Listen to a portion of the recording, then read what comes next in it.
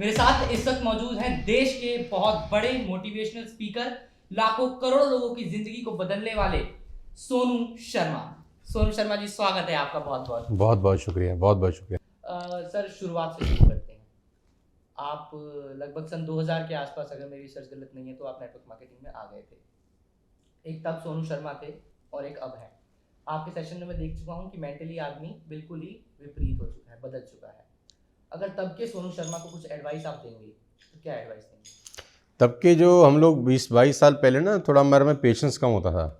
मतलब हमको जो कुछ भी चाहिए था वो तुरंत तुरंत चाहिए था। तुरंत मतलब हमको बहुत जल्दी अमीर बनना था, बहुत जल्दी पैसे कमाने थे, इज्जत फेम तुरंत चाहिए था। मतलब वो मैगी टाइप ज़िंदगी चाहिए थी हमारे को कि चुटकी बजाएं और सब कुछ हो जाए। कितनी एज में आपने स्टार्ट कर दिया था सर? आप मान लो करीब करीब वही 21-22 साल उम्र रहा होगा। 21-22 साल में आपने काम शुरू कर दिया था। अर्निंग भी आपने तभी से शुरू कर दी थी? नहीं, अर्निंग तो मैंने बहुत पहले से शुरू कर दी थी। मैं जब कॉलेज में था तो मैं पढ़ाता था। अच्छा। आई यूज़ टू टीच, मतलब अपना खर्चा चलाने के लिए, जो आप जिसको ट्यूशन बोलते हैं ना। हाँ, राइट। हाँ, तो आप कॉलेज में कर रहे हाँ मैं कॉलेज में करता था, छोटे बच्चों वहाँ को से फिर पढ़ाता था। नेटवर्क मार्केटिंग में किस तरह आता है? कॉलेज से बाद ज़िंदगी में एक नौकरी किया एक, जी। और 2000 रुपये का जॉब था मेरा। उसमें अकाउंट्स का कुछ अच्छा। जमा खटा करना होता था, तो हमारे फादर साहब ने हमारे को लगवा दिया एक। तो हमने 2000 रुपये की नौकरी करी, 1 महीना पूरा नौकरी किया, और 1 महीने के बाद जब 2000 रुपये मिले, 100 के 20 नोट थे, तो अगले दिन मैं गया ही नहीं फिर नौकरी करने के लिए। अच्छा। तो मेरे घर वालों ने बोला भाई अब तो शुरुआत है। तो मैंने कहा मेरे ज़िंदगी में जितनी नौकरी लिखी थी मैंने कर ली है, मेरे से ये नहीं होगा ये नौकरी वोकरी मेरे बस की नहीं है। तो उन्होंने बोला फिर क्या करेगा? तो मैंने कहा बिज़नेस करेंगे। अच्छा। तो बोले बिज़नेस के बारे में कुछ पता है? मैंने कहा नहीं। तो बोला फिर कैसे करेगा? मैंने कहा यही तो सोचना है तो बस वहाँ से फिर हम लोग धंधे में आ गए। धंधे में आ गए, फिर बिज़नेस शुरू कर दिया। अच्छा, नेटवर्क मार्केटिंग को लेके ना अभी भी बहुत से लोग हैं मेरे पास भी। जैसे जब मैं शुरुआत कर रहा था, पढ़ाई के दिनों में था, तो मेरे दोस्तों ने कहा कि भाई इसमें आ जाते हैं हम नेटवर्क मार्केटिंग में। उस टाइम पे आपको किसी ने ऐसे आके इन्फ्लुएंस किया था या खुद का रिसर्च था कि यार चलो ये नहीं नहीं, आपका क्या लग रहा है? नहीं नहीं, मेरा एक दोस्त था, वो मुझे किसी बिज़नेस प्रेजेंटेशन में ले गया। अच्छा। और मुझे समझ तो कुछ आया नहीं, इनिशियली तो कुछ समझ में नहीं आता। तो उसने बोला इतने पैसे लगाने हैं, ऐसे ऐसे लोगों को बताना है और हो जाएगा। तो मैंने चलो कर लेते हैं। बस वो इमेच्योरिटी के साथ स्टार्ट किया, पता तो था नहीं कुछ। लेकिन धीरे धीरे जब उस फील्ड में आगे बढ़े तो बहुत सारी चीज़ें समझ में आई कि ये एक बिज़नेस ऐसा है जहाँ पर आप ज़्यादा पैसा नहीं है उसके बावजूद भी ग्रो कर सकते हैं मेहनत से। अच्छा। तो फिर वहाँ पर धीरे धीरे धीरे कारवां शुरू हो गया। तो सर वो रिस्क एनालिसिस नहीं किया क्या आपने, या करना चाहा? रिस्क काहे का? मिडिल क्लास फैमिली के पास काहे का रिस्क? होता ही नहीं है कुछ खोने के लिए मतलब डरेगा तो वो जिसका कुछ खो जाएगा। अब मिडिल क्लास फैमिली के पास ना मान ना सम्मान, ना पैसे, ना इज्जत तो कुछ था ही नहीं, तो क्या खो जाएगा ऑलरेडी जो नीचे बैठा है उसको और कितना नीचे बैठाएंगे बिल्कुल बिल्कुल। जैसे आपने कहा 21-22 साल में आपने शुरू कर दिया था। आजकल का जो यूथ है और जो आपके टाइम के आपके साथी रहे होंगे और भी, जो आप खुद थे, क्या डिफरेंस देख रहे हैं तब के यूथ में और आज के यूथ में? नहीं, आज का यूथ बहुत समझदार है, और मुझे ऐसा लगता है कि बिल्कुल बिल्कुल आज के यूथ में जो कैपेबिलिटीज़ हैं वो हमारे टाइम पे नहीं थी हमारे अंदर। आज का यूथ मोर फोकस है अपने काम को लेकर, पैशनेट है और कुछ करना चाहता है। हमारे टाइम पे ऐसा था नहीं। मतलब हमारे टाइम पे तो मुझे याद है कि जो बच्चे पढ़ते थे वो सिर्फ पढ़ते थे, जो खेलते थे वो सिर्फ खेलते थे। आज का यूथ दोनों काम कर लेता है। मतलब वो पढ़ाई में भी नंबर 1 है और स्पोर्ट्स में भी नंबर 1 है ऑन द अदर हैंड। तो वो सारी पार्टी भी करता है, वो नाइट क्लब भी जाता है और सीए भी बन जाता है मतलब हमारे टाइम पे ऐसा नहीं था। या तो बच्चा पढ़ाई लिखाई में अच्छा था या वो बदमाशी में अच्छा था। अभी क्या है, कॉम्बिनेशन है। अब बच्चे बहुत कुछ कर लेते हैं यार। टेक्नोलॉजिकल इंटरफेरेंस आया है जिसको बहुत लोग गलत भी बताते हैं कि भाई डिस्ट्रैक्शन है, तो उसको आप गलत नहीं बता रहे हैं? देखो, एक्सेस किसी भी चीज़ का हो तो वो गलत ही होता है। एक चीज़ हर सीमा तक ठीक रहती है, और हर चीज़ का सदुपयोग भी होता है, दुरुपयोग भी होता है। अब सवाल ये है कि आप क्या करना चाहते हैं। चाकू से सब्जी भी बनती है और मर्डर भी होता है, तो चाकू ख़राब नहीं है ना, अब आप उसका इस्तेमाल कैसे कर रहे हैं ये इंपॉर्टेंट है अच्छा, इसी से मैं जुड़े एक सवाल पे आता हूँ। आपने कहा कि किसी भी चीज़ का सदुपयोग दुरुपयोग आपके ऊपर होता है। टेक्नोलॉजी से आजकल बहुत सारी स्किल्स भी सिखाई जा रही हैं। एक सर मैंने ना ऑब्जर्व किया है कि मार्केट तो नहीं कहूँगा, लेकिन बाहर समाज में एक ये ट्रेंड आया है नया, जिसमें ये कहा जा रहा है कि skill is more important then your qualification. कि आप क्या पढ़ते हैं, कितना पढ़ते हैं, कौन सी डिग्री है, वो अंत में इतना मायने नहीं रखेगा जितना आपकी स्किल मायने रखेगी। क्या टेक है इस पर? बिल्कुल ठीक है। स्किल की अपना एक इम्पॉर्टेंस है, एजुकेशन सिस्टम का एक अपना इम्पॉर्टेंस है। लेकिन एजुकेशन सिस्टम क्या है, वो पुराना 100 सवा 100 साल 50 साल से चल रहा है। आज मैं पूछता हूँ कि मतलब मैं कमेंट गलत अगर मैं कुछ बोल दूंगा तो अजीब गलत भी चला जाता है कभी कभी, तो मैं थोड़ा सा सोच समझ के बोलता हूँ। मेरे टाइम पे जो स्कूल में बुक्स पढ़ाई जाती थी आज भी वही पढ़ाई जाती है। मेरे टाइम पे जो कोर्सेज थे वो आज भी वही कोर्सेज चल रहे हैं, इवन राइटर भी वही हैं। चैप्टर 7 जो था आज भी वही चैप्टर 7 है। मतलब 20 साल पहले और आज की दुनिया में ज़मीन और आसमान का बदलाव आ गया है। मतलब 20 साल पहले आप सोच ही नहीं सकते थे जो आज हो रहा है, लेकिन आप एजुकेशन वही का वही कॉपी पेस्ट कर रहे हैं। आपको नहीं लगता कि एजुकेशन में एक रेवोल्यूशन की ज़रूरत है? आजकल के बच्चों को स्किल डेवलपमेंट स्कूल में ऑल द बहुत सारा स्किल डेवलपमेंट के कोर्सेज स्टार्ट हो चुके हैं, जहाँ स्किल डेवलपमेंट सिखाते हैं बच्चों को, और जो हमारे टाइम पे नहीं होता था। लेकिन अभी एजुकेशन में बहुत ज़्यादा परिवर्तन की ज़रूरत है, जो मुझे ऐसा लगता है, क्योंकि मुझे ऐसा लगता है कि 90% बातें जो स्कूल में पढ़ाई जाती हैं वो ज़िंदगी में काम नहीं आती, और 90% बातें जो ज़िंदगी में काम आती हैं वो स्कूल में पढ़ाई नहीं जाती। तो बहुत कुछ चेंज करने का ज़रूरत है। बाज़ार में, सड़क के ऊपर जो स्किल्स की ज़रूरत है वो स्कूल में डेवलप नहीं की जाती। ऑल तो बहुत सारी जगह पे अब ये शुरू हो गया है, अच्छा लगता है देख करके, स्किल डेवलपमेंट के ऊपर ही बहुत सारी बात हो रही है, लेकिन उसमें बहुत सुधार की ज़रूरत है, मुझे ऐसा लगता है। स्किल्स सिर्फ आप टेक्नोलॉजिकल स्किल्स की बात कर रहे हैं? और हर तरह की स्किल, जनरेशन हर तरह की स्किल, हर तरह, खाली टेक्नोलॉजिकल स्किल की बात नहीं कर रहा मैं एजुकेशन में एक रिफॉर्म की बात कर रहा हूँ। मतलब बहुत सारे लोग मुझसे सहमत नहीं भी हो सकते, मतलब ज़रूरी नहीं कि आपको मेरे से सहमत होना ही पड़ेगा। मेरी बातें जो अच्छी लगे सहमत हो जाए, ये नहीं अच्छे लगे मत सहमत होइए, लेकिन मैं बोलूँगा वो जो मुझे पसंद आता है। बहुत सारा कुछ चेंज करने का ज़रूरत है, अभी बहुत सारा कुछ चेंज करने का ज़रूरत है। दुनिया बहुत तेज़ी से बदल चुकी है पिछले 20-25 साल में, और ख़ास तौर में ये जो 3-4 साल कोविड के थे, इसने सब कुछ बदल दिया है। आपके सोचने का तरीका, नज़रिया, हर तरीका बदल दिया, धंधे करने के तरीके बदल गए हैं, आयाम सबको बदल चुके हैं। आपके ऊपर क्या इम्पैक्ट पड़ा कोविड का टाइम का? मेरे पे तो पर्सनल इम्पैक्ट ज़्यादा पड़ा। I lost my father in Covid, और I lost my sister in law in Covid in the duration of 1 day. और बहुत मतलब पर्सनल सेटबैक था बहुत मेरे लिए। मेरी वाइफ हॉस्पिटलाइज थी सीवियर कंडीशन के अंदर, हॉस्पिटल के अंदर 25-27 दिन। तो वो मेरे लिए मेंटली थोड़ा सा ट्रॉमा वाला दिन थे वो, करीब 40-45 दिन। तो पर्सनली मेरे लिए बहुत ख़राब था कोविड, जब बहुत सारे लोगों के लिए था, मतलब मेरे लिए अकेले के लिए नहीं था। तो personally yes I am impacted, बहुत बुरा दिन थे। कुछ एक्सपीरियंस रहा? हाँ, प्रोफेशनली हमने बहुत राइज़ किया। हाँ, बहुत राइज़ किया हमने। कोविड में जितना पैसा कमाया उतना पैसा तो हमने पिछले 10 साल में नहीं कमाया। देखिए इसीलिए मैंने शुरू ऐसे किया है। अच्छा, एक ये मैं जानना चाहूँगा कि आपने कहा एजुकेशन में रिफॉर्म आना चाहिए। एक पर्सनल सवाल आपसे करना चाहूँगा कि आप अपने बच्चों पे, अपने चिल्ड्रन पे आप इस तरीके की कुछ इम्प्लीमेंटेशन उनको कुछ बोलते हैं कि नहीं यार डिजिटल मार्केटिंग सीखो, है ना, ग्राफिक डिजाइनिंग? मेरे बच्चे एक्चुअली अभी बहुत छोटे हैं। मेरी छोटी वाली बेटी तो अभी 2nd में पढ़ती है, तो ज़्यादा उम्मीद नहीं कर सकता मैं अभी। मेरी बड़ी बेटी अभी 10th में है, तो अभी वो बहुत छोटे हैं इन सब चीज़ों को समझने के लिए। लेकिन मुझे ये थोड़ा मैं अभी जो मेरी बड़ी बिटिया है उसको मैं कुछ बुक्स देता हूँ पढ़ने के लिए, जो उसके पढ़ाई लिखाई से उसका दूर दूर तक कोई रिश्ता नहीं है। तो वो बुक्स मैं चाहता हूँ वो दिन में 2 पेज एटलीस्ट ज़रूर पढ़े। तब अगले 3 साल के अंदर जब वो 1000 दिन निकालेगी, और 1000 दिन के अंदर वो 2 पेजेस पर डे का मतलब 2000 पेजेस पढ़ लेगी, तो जब वो 12th अपीयर कर चुकी होगी, जब वो 12वीं क्लास पास कर चुकी होगी, तो उसके आसपास का जो सर्कल है उसके पास उन सब से 2000 पेजेस की ज़्यादा नॉलेज होगी। और वो नॉलेज वो होगी जो स्कूल में उसको नहीं पढ़ाया जाएगा। स्कूल की अपनी एक लिमिटेशन भी है कि उसको उसी कोर्सेज़ को ही पढ़ाना है, टीचर की भी एक लिमिटेशन है। मैं उनको सैल्यूट करता हूँ जो लोग पढ़ा रहे हैं, इतनी मेहनत कर रहे हैं, वो अपनी जगह बिल्कुल ठीक है। लेकिन एज अ पेरेंट मुझे मालूम है कि आज की डेट में उसको क्या एक्स्ट्रा की ज़रूरत है। तो वो एक्स्ट्रा मैं उसको धीरे उसके माइंड में उसको सीड में प्लांट करना चाहता हूँ। तो मैंने उसको बुक दे रखी हैं, जो मैंने उसको बोलता हूँ कि तेरे को 2 पेजेस पर डे पढ़ने हैं। तो यानी जब अगले 3 साल 10th 11th 12th में 1000 दिन निकल जाएंगे, तो उसके पास 2000 पेजेस की एक्स्ट्रा नॉलेज होगी, जो उसके सहकर्मियों के पास शायद नहीं होगी। किताबें पढ़ना बहुत ज़रूरी है सर, आपने कहा। हमारे इस सेगमेंट का नाम ना सफलता टॉक है। इसमें हम आपकी सक्सेस की बात कर रहे हैं और चाहता हूँ कि ये सक्सेस आप लोगों तक पहुँचाएं। तो सवाल मेरा जुड़ा हुआ है जो सबअर्बन और रूरल एरिया से बच्चे आते हैं, जो दिल्ली, मुंबई, बेंगलोर जैसे बड़े शहर में नहीं रहते, किसी सबअर्बन एरिया में है, शायद इतनी अच्छी रीच नहीं है उनके पास नेट की या तमाम फैसिलिटीज़ की।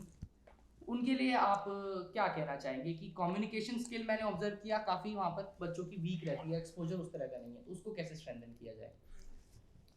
देखो यार, मुझे तो जहाँ तक पर्सनली लगता है ना कि आदमी में आगे बढ़ने के लिए कौन सा स्किल का सबसे ज़्यादा ज़रूरत है, तो वो ज़िद और भूख ही है बस, खाली और कोई स्किल लगता नहीं है। अगर आप ज़िद्दी है ना और आप में भूख बहुत है और आपकी फैमिली सर्कमस्टांसेस में कुछ ऐसा है जो आपको इंस्पायर करता है आगे बढ़ने के लिए, तो मुझे लगता है बाकी सब चीज़ें बेमानी हैं। मतलब अगर आपको अपने परिवार के अंदर कुछ ऐसा नहीं मिल रहा जो आपको इंस्पायर कर सके, आपके परिवार का वातावरण, आपकी फाइनेंशियल कंडीशंस, आपके फादर का स्ट्रगल, आपकी मदर का स्ट्रगल आपके लिए, आपके पास भाई बहन है उनकी टेक केयर करने का आपके पास एक मतलब आप चाहते हैं कि टेक केयर करें, हाँ रिस्पॉन्सिबिलिटी लें, तो आपके घर के जो सर्कमस्टांसेस हैं ना, मुझे लगता है सबसे ज़्यादा मोटिवेट आदमी को वही करते हैं। और अगर वो उसको मोटिवेट नहीं कर सकते तो मुझे लगता नहीं कि दुनिया में कोई उसको मोटिवेट कर सकता है। तो सबसे ज़्यादा ज़रूरी है कि उसके पास कोई इमोशनल पर्पस होना चाहिए ज़िंदगी में आगे बढ़ने के लिए।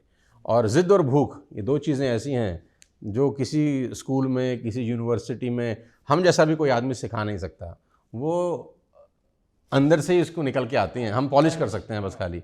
हम तो सिर्फ उसकी चीज़ को पॉलिश कर सकते हैं, अगर है नहीं तो वो इंजेक्ट नहीं कर सकता मैं। आपके अंदर भूख लग जाए, ये मैं कैसा, मतलब मेरे लिए पॉसिबल नहीं है कि आपको भूख लग जाए या आप ज़िद्दी बन जाएँ। वो आपके फैमिली के सर्कमस्टांसेस। जिद और भूख किस चीज़ की सर? पैसा कमाने की, सक्सेसफुल होने की, या किसी पर्टिकुलर फील्ड में एक्सेल करने की? ज़िद और भूख सबसे ज़्यादा मतलब अगर आप मुझसे पूछें, मतलब अगर व्यक्तिगत आप मुझसे पूछें कि आप में मतलब क्यों पागलों की तरह कितना काम करते हैं, मैं एक दिन में 4-4 एयरपोर्ट देख रहा हूँ आज की डेट में। मतलब आप सोच भी नहीं सकते कि मैं जितना ट्रैवल कर रहा हूँ आज की डेट में था, तो मैंने कभी ज़िंदगी में सोचा नहीं था कि मैं करूँगा कभी। और अगर मुझसे कोई कहता आज से 10 साल पहले कि इतना करना पड़ेगा, तो शायद मैं मना ही कर देता कि मुझे ये काम ही नहीं करना। तो अभी आज के दिन में मैं 4-4 एयरपोर्ट एक दिन में देख रहा हूँ।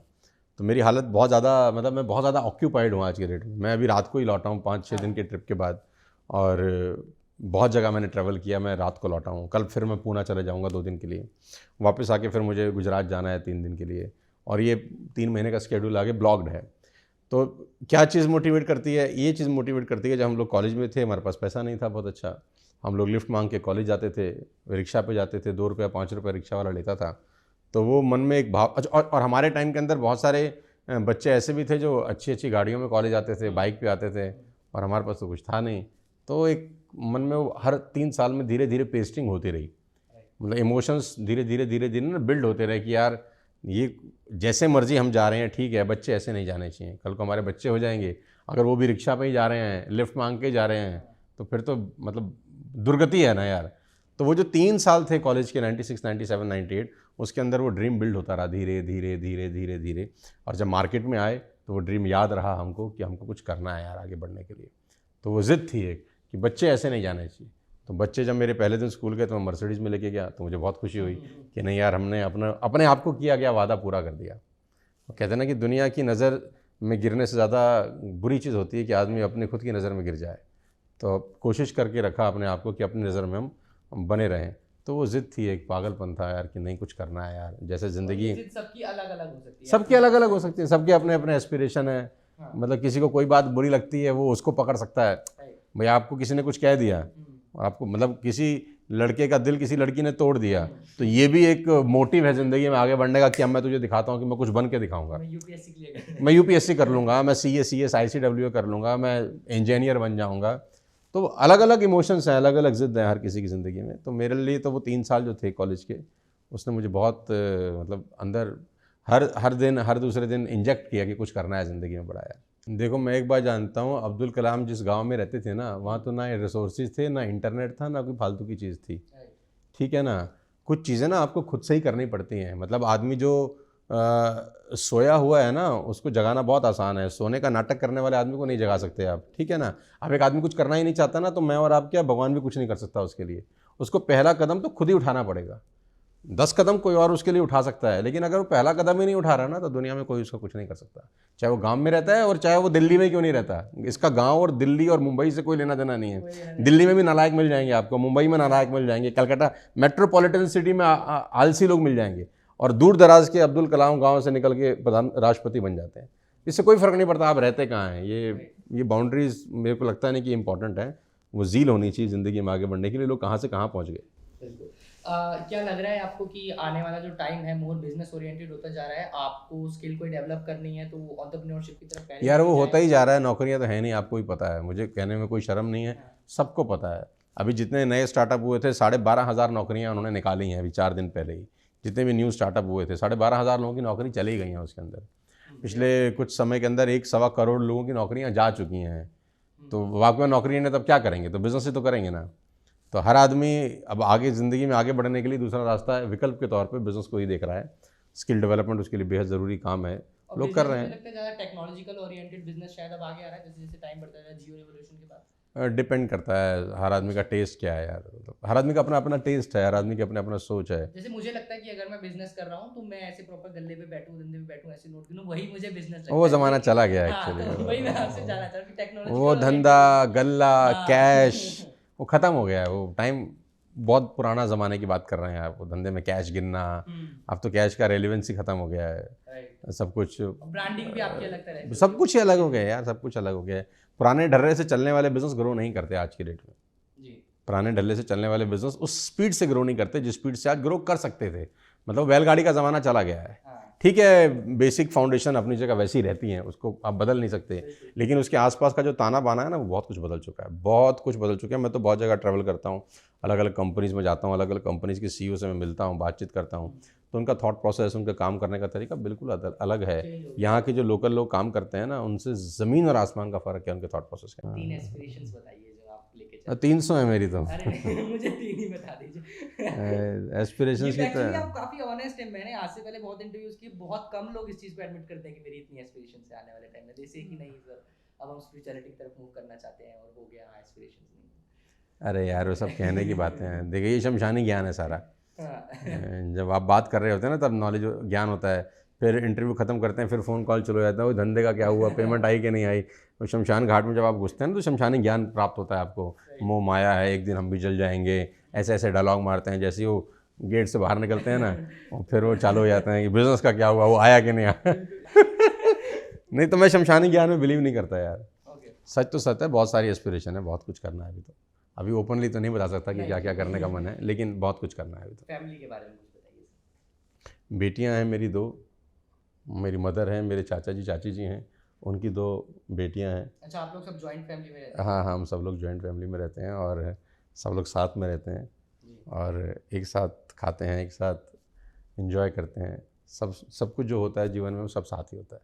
तो अब फैमिली को एहसास हो गया है कि सोनू शर्मा बड़ा आदमी हो गया है? अरे नहीं कोई एहसास ना कुछ एहसास नहीं, ऐसा नहीं है कि थोड़ा रिस्पेक्ट ना जी ना, बिल्कुल नहीं। मतलब और कोई औकात ही नहीं है घर में तो मेरी। अरे क्या बात। अब जैसे आप खाली बैठे हैं घर में, तो आपकी मम्मी बोलती हैं क्या कर रहा है तू, तो बोला मम्मी खाली बैठे हैं, तो पंखा ही साफ कर दे, ये इतना गंदा हो रहा है पंखा, तेरा हाथ लंबा है तू कर सकता है। तो हमारे घर में तो ये हालत है। पेरेंट्स वाली जो जनरेशन है वो भी पैरेलली इम्पैक्ट हो रहे होंगे, उनकी भी सोच शायद चेंज हो रही है, नहीं हो रही है? क्योंकि प्रफुल्ल, मुझे नाम लेने में अर्ज नहीं है, प्रफुल्ल बिलोर हाँ जी, हाँ जी। वो अक्सर मैंने उनको कहते हुए पाया कि आज की यंग जनरेशन का जो सबसे बड़ा दुश्मन है वो शायद वो पुरानी जनरेशन है जो उनको। नहीं कोई पुरानी जनरेशन दुश्मन नहीं है।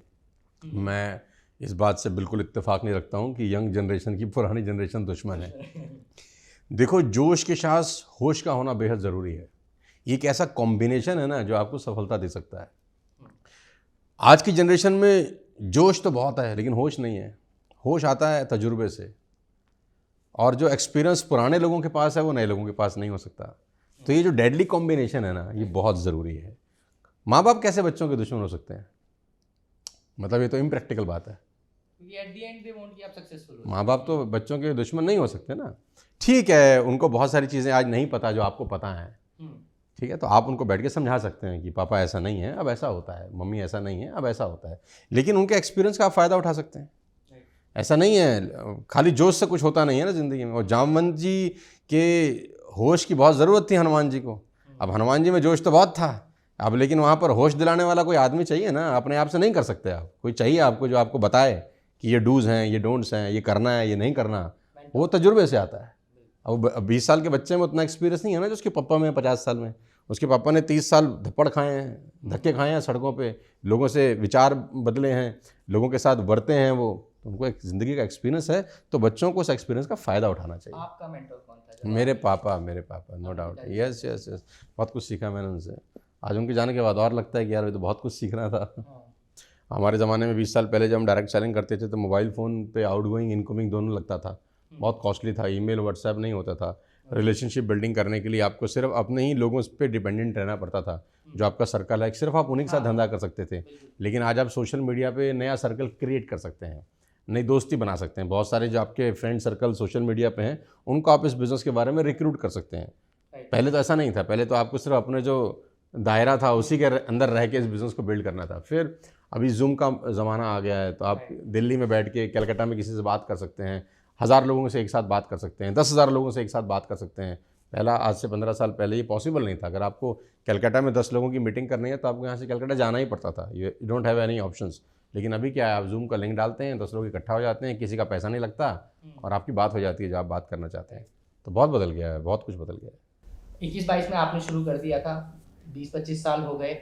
क्या लगता है क्या ठीक उम्र है काम करने के लिए? कुछ सीख के आना ज़रूरी है या काम करते करते सीखना ज़रूरी है? मेरे हिसाब से तो यार काम करने की सही उम्र है 16-17 साल। अच्छा। हाँ, 16-17 साल में आदमी को काम करना शुरू कर देना चाहिए। पढ़ाई के साथ साथ उसको ज़रूर कुछ ना कुछ करना चाहिए। मुझे ऐसा लगता है कि पहले 6-7 साल उसकी ज़िंदगी में उसको ऐसे होने चाहिए कि उसको बहुत ऑब्स्टिकल्स हों उसकी ज़िंदगी में, वो करना चाहिए, वो गलतियाँ करनी चाहिए, उसको गिरना चाहिए, रगड़ना। दोनों के लिए कह रहे हैं, जो फाइनेंशियली स्टेबल फैमिली से आ रहा है और नहीं भी आ रहा है उसके। फाइनेंशियली स्टेबल फैमिली से आने के लिए ज़्यादा ज़रूरी है उसके लिए तो। अच्छा। उसका तो इम्यून सिस्टम वैसे भी गड़बड़ है उसमें धक्के देखे ही नहीं। जो देखो, हमारे पुराने जो लोग थे ना, जो उन्होंने बहुत मेहनत करी है ना, जो पापा थे या दादाजी थे, उन्होंने बहुत मेहनत करी। तो पापा और दादाजी के मेहनत करने से हुआ क्या, वक्त तो बहुत कठिन था, लेकिन आज उनकी मेहनत करने के वक्त आसान हो गया। बच्चों के लिए आज थोड़ा सा आसान है। जितना आज हम अपने बच्चों को सुख सुविधाएं दे पा रहे हैं, उतना तो हमारे फादर हमको नहीं दे पाए, क्योंकि वो बहुत टफ टाइम था, बहुत मेहनत की उन लोगों ने। तो अगर आज हमारे बच्चे मेहनत नहीं करेंगे तो उनको पता ही नहीं होगा कि मेहनत होती क्या है एक्चुअली। उनको रिजेक्शंस जब मार्केट में फेस करने को नहीं मिलेगा। अभी वो सब पैम्पर्ड बेबी हैं, ज़रा सी हवा लगती है तो बीमार हो जाते हैं, है ना। तो बहुत ज़रूरी है कि आप 16-17 साल में अपना करियर बिल्ड करना शुरू कर दें। साइड में, पार्ट टाइम में कुछ ना कुछ ऐसा ज़रूर करें कि आपकी आमदनी आनी शुरू हो जाए। कुछ ना कुछ ऐसा ज़रूर करें, अर्निंग ऑपर ज़रूर आपको 2000, 5000, 10,000, 15,000 कहीं से भी आना शुरू हो जाए, ऐसा ज़रूर आपको करना चाहिए। कई लोग कहते हुए सुना कि सर पैसा कमाने की जरूरत भागिए, पहले सीख लीजिए 20 साल तक, 22 साल तक, उसके बाद पैसा। गया ज़माना दोस्त, कौन से ज़माने की, बाबा आदम के ज़माने की आप बात कर रहे हैं? कैसी बात कर रहे हैं? आज यूएस के अंदर 13, 14, 15 साल में लोग पैसा कमाना चालू कर देते हैं, पॉकेट मनी नहीं लेते अपने घर वालों से। हमारे यहाँ तो थोड़ा सा ना पुराने लोग हैं, अभी बच्चा बड़ा छोटा है, भीग जाएगा, बीमार हो जाएगा, है ना, अभी तो उसकी खेलने खालने की उम्र है। नहीं, वो करेक्ट गया ज़माना, सब ज़माना चला गया। टेक्नोलॉजी इतनी सपोर्ट और सच में आजकल 14-15 साल के बच्चे बहुत कमाल कर रहे हैं। मतलब ऐसा नहीं है कि मैं कोई नई बात बता रहा हूँ। 15-15, 16-16 साल के बच्चे हैं जो अपना बहुत अच्छा बिजनेस सेटअप कर रहे हैं। अच्छा, जो इंडिया का यूथ है, आप बाहर भी जाते हैं, कोई डिफरेंस पाते हैं बाहर के यूथ में और इंडिया के बच्चों में? इंडिया के बच्चे ज़्यादा संस्कारी हैं यार। अच्छा, बिल्कुल ज़्यादा संस्कारी हैं। ऐसा है? 100% ऐसा है। कई लोग नहीं मान रहे हैं। अब ना माने, लोगों के मानने ना मानने से क्या होता है। हमारा जो कल्चर है, हमारा जो ट्रेडिशन है, आज भी हम लोग संस्कारी हैं, बहुत संस्कारी हैं। मुझे तो अच्छा ही दिखता है यार। देखो, किसी को ख़राब दिखता होगा, वो उसकी देखने का नज़रिया है। मुझे अच्छा दिखता है और मुझे व्यक्तिगत ऐसा मुझे लगता है कि अच्छा ज़्यादा है, बुरा कम है। अच्छा। लेकिन प्रोपेगेंडा उल्टा होता है ना। मतलब मैंने 100 लोगों को अच्छा किया तो आप नहीं बताएंगे टीवी पे, मैंने किसी का मर्डर कर दिया तो आप तुरंत बता देंगे, क्योंकि आप अच्छी चीज़ों को ज़्यादा ग्लोरीफाई करके दिखाते हैं। तो नहीं लगा रहे हमारे? नहीं, मैं जनरल डिस्कशन कर रहा हूँ। हम क्या करते हैं, हम 10 अच्छी चीज़ें कभी नहीं बताते, खराब चीज़ों को मल्टीप्लाई करके बताते हैं। तो ज़्यादा अच्छा है, लोग हिंदुस्तान में ज़्यादा अच्छे हैं, खराब की परसेंटेज बहुत कम है। लेकिन लोगों का मानना ऐसा है कि खराब ज़्यादा है, अच्छे बहुत कम रह गए हैं। मेरा मानना है कि अच्छे बहुत ज़्यादा है, खराब तो बहुत कम है। लेकिन हम जो पब्लिसिटी होती है ना, वो खराब की इतनी मल्टीप्लाई हो जाती है कि अच्छे छिप जाते हैं उसके अंदर। कोई भी व्यक्ति, मैं सिर्फ ये नहीं कहूँगा, अगर आप ऑफेंड नहीं होते हैं, अगर कोई बच्चा नेटवर्क मार्केटिंग में नहीं भी जाना चाह रहा है, नहीं, नेटवर्क मार्केटिंग खोली एक तरीका नहीं आगे बढ़ने का। बहुत सारे तरीके हैं, आपको जो तरीका सूट करे आप वहाँ पर जाइए। अच्छा, नेटवर्क मार्केटिंग में कैसे आते हैं? क्या ज़रूरी है कि जैसे मतलब एक तो प्रोसेस है जो मेरे को पता है कि अगर मैं जाऊँ और लोगों को जोड़ूँ अपने साथ, एक तो वो तरीका, और कोई भी इसका तरीका है क्या? मतलब सबसे पहले तो डायरेक्ट सेलिंग में अगर आप आना चाहते हैं तो आपको एक अच्छी कंपनी की ज़रूरत है। अच्छी कंपनी का मतलब एक स्टेबल प्लेटफॉर्म की ज़रूरत है। वो आपको अपने दिमाग से चुनना है कि आपको कौन सा कंपनी आपके लिए हिसाब से सही रखता है। अच्छा स्टेबल कंपनी जिसको चलते हुए कुछ साल हो गए हों, जिसका मार्केट में एक अच्छा क्रेडिबिलिटी हो, और जिसके जो प्रोडक्ट्स जो बेच रही है वो उसका रेंज बहुत इकोनॉमिकल हो, और वो प्रोडक्ट ऐसे हों जो रोज़मर्रा में इस्तेमाल होते हैं, ज़बरदस्ती थोपने वाले प्रोडक्ट ना हो। तो बहुत सारा पैमाना होता है किसी भी डायरेक्ट सेलिंग को चूज़ करने का। तो आपको एक अच्छी कंपनी का चयन करना है सबसे पहले अपने होश आवास में आकर, और फिर जिसके साथ आप काम कर रहे हैं उसके सबमिशन मोड में आपको सीखना है। धीरे धीरे करते करते आप सीख जाते हैं। 2 महीना, 3 महीना, 6 महीना, 1 साल के अंदर जो आपका पहला 1-1.5 साल होता है बहुत लर्निंग का होता है।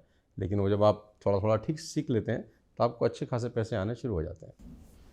एक एडवाइस बताइए दीजिए लोगों को जो नहीं भी आना चाहता नेटवर्क में, यंग लड़का है 16 साल का ही मान लीजिए, जिसको आप चाहते हैं कि अब ये काम शुरू कर दे, क्या कहना चाहेंगे 20-25 साल के अनुभव से कि दोस्त ये गलती मत करना, क्योंकि मुझे लगता है क्या नहीं करना वो बताना भी ज़रूरी है। देखो, एक ही चीज़ है जो आपको नहीं करनी है, और वो है कि क्विक रिच मनी की तरफ नहीं भागना है यार। क्विक रिच मनी मतलब रात रात में करोड़पति बन जाऊंगा, ऐसा कोई सपना दिखा रहा है तो उसके साथ नहीं जाना है। कोई आदमी आपको ये सपना दिखा रहा है कि तुम ये लगा दो, हर महीने तुम इतना आना शुरू हो जाएगा। बहुत सारे स्कैम हैं पूरे बाज़ार के अंदर ना, मतलब आप लोग ठगने को तैयार बैठे हैं। बाज़ार ऐसे लोगों से भी भरा पड़ा है जो आपको ठगने के लिए तैयार बैठे हैं। तो आपको ऐसा बिल्कुल दिमाग में, जहन में नहीं रखना कि मुझे रातों रात रईस बनना है, और अपने आप को कंपेयर नहीं करना कि उसके बाद तो बहुत बढ़िया गाड़ी है, मैं भी फटाफट ले लेता हूँ। हो सकता है उसने 10 साल ऐसी तैसी कराई हो तब जाके वो चला रहा हो। ठीक है ना। तो आपको पेशेंस रखनी है और ये समझना है कि मुझे जिस भी काम में आ रहे हैं उसमें सेट होने में कम से कम 5 से 7 साल लगेंगे। It will take 5 to 7 years. किसी भी काम में, चाहे वो नेटवर्क मार्केटिंग हो, इंश्योरेंस हो, ABCD, कोई भी काम हो, आपको कम से कम 5 से 7 साल लगेंगे। इसीलिए मैं चाहता हूँ 15-16 साल में आ जाए। अगर 16-17 साल में आते हैं तो आप 24 साल तक एक अच्छे लेवल पे पहुंच चुके होंगे। अगर आप आते ही 24-25 साल में हैं तो आपकी ज़िंदगी को सेट होते होते 35 साल लग जाएंगे। इसीलिए मैं कह रहा हूँ जल्दी आइए। चलिए बहुत बहुत शुक्रिया sir, patience is the key आपने समझा। हमारे साथ जुड़ने के लिए बहुत शुक्रिया। उम्मीद करता हूँ अच्छा लगा होगा आपको ये सेशन। बहुत बहुत शुक्रिया। और जो सवाल था मेरा ना इनकम वाला, वो आपने बताया नहीं, मेरे मन में रह गया वो। चलिए बहुत बहुत शुक्रिया सोनू जी हमारे साथ। बहुत बहुत शुक्रिया, थैंक यू सो मच।